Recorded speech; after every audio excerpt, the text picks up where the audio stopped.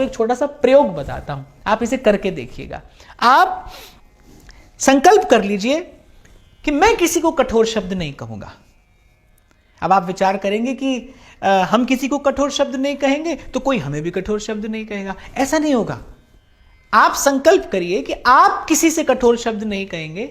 इसका परिणाम यह तो नहीं आएगा कि कोई आपसे कठोर शब्द नहीं कहेगा, ऐसा तो निश्चित रूप से नहीं कहा जा सकता। पर एक बात मैं बड़े विश्वास से आपको कह सकता हूं, क्योंकि मेरे अपने जीवन का अनुभव है, इसलिए मैं आपसे बांट रहा हूं। यदि आप संकल्प कर लें कि आप किसी को कठोर शब्द नहीं कहेंगे, आप किसी को आहत करने वाले शब्द नहीं कहेंगे, आप किसी को पीड़ित करने वाले शब्द नहीं कहेंगे, आप हमेशा मृदु और मधुर शब्दों का ही प्रयोग करेंगे, इसका एक परिणाम या इसका एक प्रसाद आपको यह मिलेगा कि कोई यदि आपके लिए कठोर शब्दों का प्रयोग करेगा भी तो उसकी कठोरता आपको प्रभावित नहीं करेगी। वो कठोर शब्द और उनकी कटुता, उनकी कठोरता आपका स्पर्श नहीं कर पाएगी। आपका मन प्रसन्न रहेगा, आप अपने आनंद में मग्न रहेंगे। मैं फिर दोहराता हूं, यदि आप संकल्प करते हैं कि आप किसी से कठोर शब्द नहीं कहेंगे, आप किसी से कटु शब्द नहीं कहेंगे, तो इसका परिणाम यह नहीं होगा कि कोई आपसे नहीं कहेगा।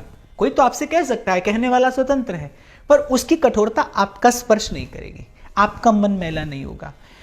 एक बात यहां पर मैं जरूर कहना चाहता हूं। कुछ लोगों को मैंने जीवन में देखा, वो कहते हैं कि भाई हम सच्ची बात करते हैं, भले कड़वी लगे। नहीं, शास्त्र कहता है सत्यम ब्रूयात प्रियम ब्रूयात। सत्य को कभी कभी बड़े प्रिय शब्दों में भी कहा जा सकता है। कहना, बात करना बहुत बड़ी कला है। मुझे लगता है कि अच्छी बात कहना, अच्छी बात करना ये बहुत बड़ी कला है, इसको सीखने का प्रयास करना चाहिए। खैर, मैं आपसे इतना निवेदन करूंगा, जहां तक हो सके प्रयास करिए कि जीवन में सत्य का आदर हो। सत्य वचन सबको सुखदायक, ये साधु का लक्षण है। भगवत रसिक अपनी वाणी में कहते हैं सत्य वचन, पर केवल सत्य वचन नहीं, सबको सुखदायक।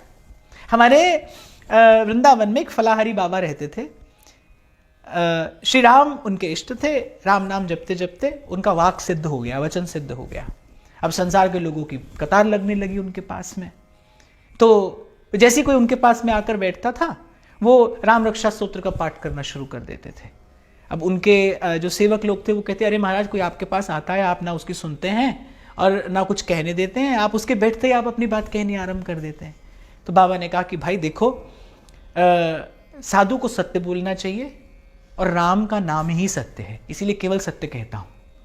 कहने का तात्पर्य मेरा ये, बचा जाए, व्यर्थ की बात करने से बचा जाए। जहां पर आपको लगे कि हमको असत्य का स्पर्श करना पड़ सकता है, प्रयास करिए उस परिस्थिति से बचने का। मैं जानता हूं इस समय आप सबके मन में ये विचार उठ रहा होगा कि भाई हम संसार में रहते हैं, घर गृहस्थी वाले लोग हैं, व्यवहार में रहते हैं, कभी कभी तो झूठ बोलना पड़ता है। तभी तक बोलना पड़ता है जब तक हमारी चेतना पूर्ण रूप से सत्य का आदर करने के लिए सबल नहीं हो जाती, तभी तक करना पड़ता है। कुछ भी मुझे लगता है इस जीवन में करना नहीं पड़ता, हमारी अपनी कुछ विवशताएं होती हैं, कुछ दुर्बलताएं होती हैं, इसलिए हम कहते हैं करना पड़ता है। तो मैं और कुछ ना कहते हुए अभी केवल इतना ही कहूंगा, भरसक प्रयास करिए असत्य का स्पर्श ना हो। अपनी वाणी को मैला मत करिए। इन शब्दों का सदुपयोग करके इस लोक का मंगल किया जा सकता है। इन शब्दों का सदुपयोग करके आप किसी को बहुत बड़ा, और मैं तो कहता हूं सबसे बड़ा दान दे सकते हैं आप अपने शब्दों से। और वो दान क्या है? सम्मान का दान। सबसे बड़ा दान है सम्मान का दान। कोई मोल नहीं लगता उसको देने में, कोई कठिनाई नहीं है, कोई भी कठिनाई नहीं है, सम्मान का दान दिया जा सकता है। तो सत्य कहिए और प्रियम ब्रूयात, आपके शब्द मधुर हो।